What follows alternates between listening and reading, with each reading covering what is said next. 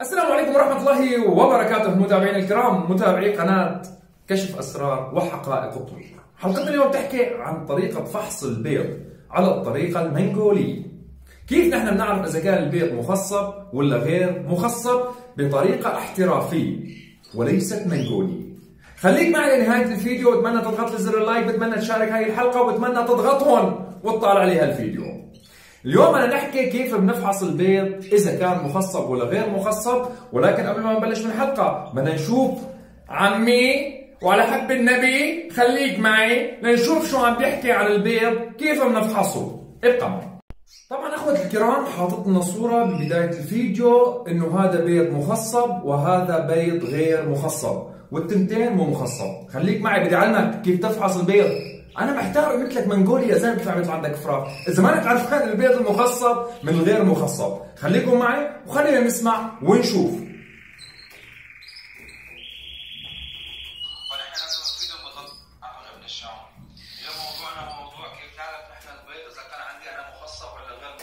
اتحفنا. فهلا مجرد ما يشوفوها طبعا اصحاب الخبره رح يعرفوا انه بيضه مخصبه ولا غير مخصبه.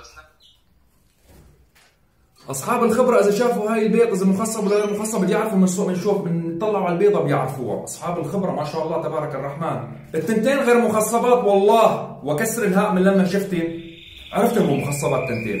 كفي.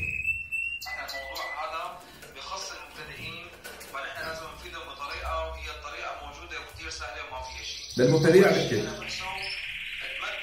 من عمر اول بيضه.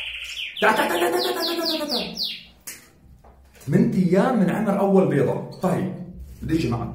اذا 8 ايام من عمر اول بيضه، الانثى بنت العش وباضت. اول بيضه بتاريخ 14، باضت عندي 6 بيضات. 6 بيضات يعني صار لها ماضي عليها 6 ايام بيض. بيجي بفحص البيض بعد يومين راح يطلع عندي غير مخصب. بني ادم يا غبي، بيطلع عندي بيض غير مخصب 6 ايام، بيعتبر باضت 6 بيضات. باضت 6 بيضات، بعد 6 بيضات بعد 6 بيضات 6 ايام، يعني صار لها 6 ايام بايضه. وبعض الاناث ما بتحضن البيض من اول بيضه. مضبوط؟ بعض الاناث ما بتحضن البيض من اول يوم. ممكن اول يوم، ثاني يوم، ثالث يوم لا تحضن، ممكن اخر بيضه لا تحضن. فانا بعد 6 ايام بفحص البيض على طريقه عمي بيطلع عندي بيض فاضي. مضبوط يا خبير. طيب هاي اول غلطه. للتصحيح يتم فحص البيض بعد 7 ايام من وضع اخر بيضه. تعلم؟ لفحص البيض يتم فحص البيض بعد 7 ايام من وضع اخر بيضه.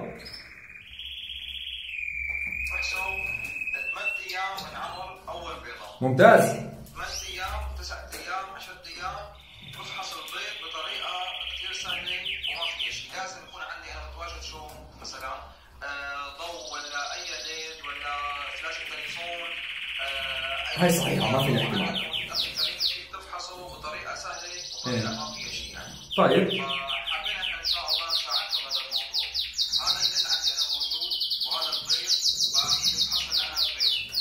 شو الطريقه؟ طيب شال اول بيضه، خليكم معي، شال اول بيضه حطها على الضوء، البيضه صفراء بشكل كامل. هلا رح اعلمكم طريقه احترافيه للفحص. لازم يكون فيها شلون؟ لازم يكون فيها عروق حمراء او نقط حمر. يا غبي نقط حمر غير مخصب. اذا كان في عباره عن نقوش في قلب البيضه هذا غير مخصب، تخصيبه باط مو صحيح. لازم يكون في عندي نقطة واحدة حمراء تنبض وهي القلب. تشكيل على البيضة بيكون أول شيء القلب. الفرخ بيتشكل، بس يا بابا الفرخ بيتشكل في البيضة. أول شيء بيتشكل فيه القلب اللي بينبض، وبعدين تتوزع العروق يا أبو عروق داخل البيضة لحتى يصير عندي بيضة مخصبة. نقط حمراء هذا البيض غير مخصب على الإطلاق. طيب ايه كفي نقط حمر، يعني هذا دليل على انه في فرخ نقط حمر. ان شاء الله يكون واضح عندكم. تمام؟ هذا الشيء ايه واضح كثير. هاي هي الطريقه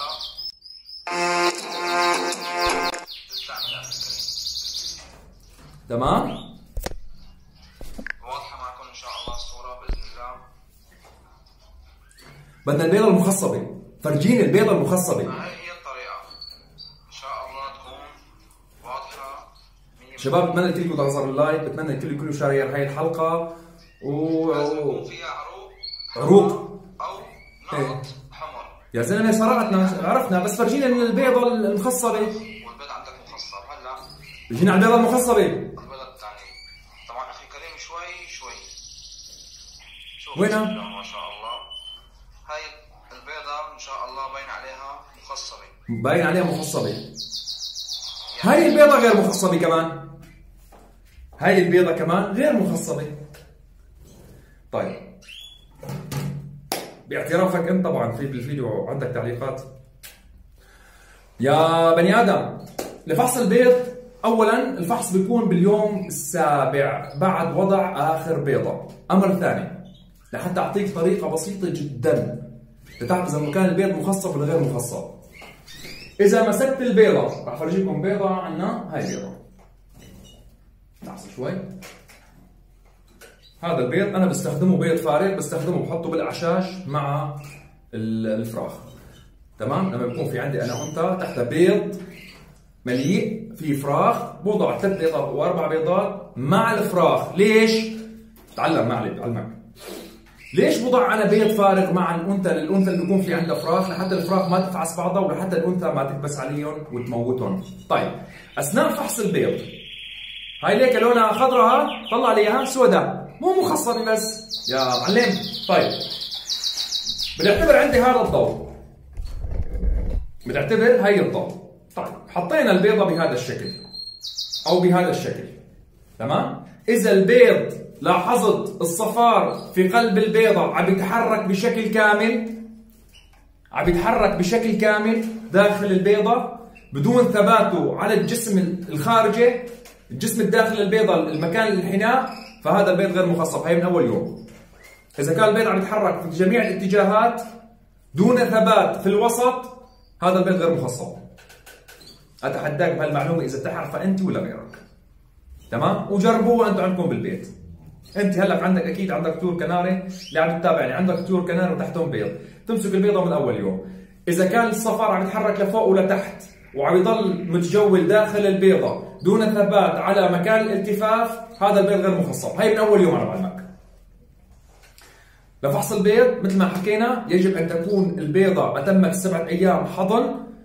بنحطها اذا كان في نقطه واحده حمراء عم تنبض تتحرك، فهذا البيض مخصب. طيب ما في نقطه حمراء يا ابو النصر بعد اليوم السابع، هذا البيض غير مخصب. تمام؟ وراح اعمل لكم حلقه ثانيه كيف بنعرف او كيف نتعامل مع الانثى اللي حاضنه بيض غير مخصب. تمام؟ اللي بده يتواصل معي على الخاص بشكل شخصي لعلاج الطيور، رقم الهاتف بالواتساب، رقم هاتف الواتساب تحت. شرط واحد، تلغي اشتراك عند هذا الانسان اللي بحكي عليه وبتيجي لعندي تصور للشاشه الغاء اشتراكك و100 مرحبا فيك. والى هذا القدر اكتفي، والسلام عليكم ورحمه الله وبركاته، وانتظرني بحلقه جايه.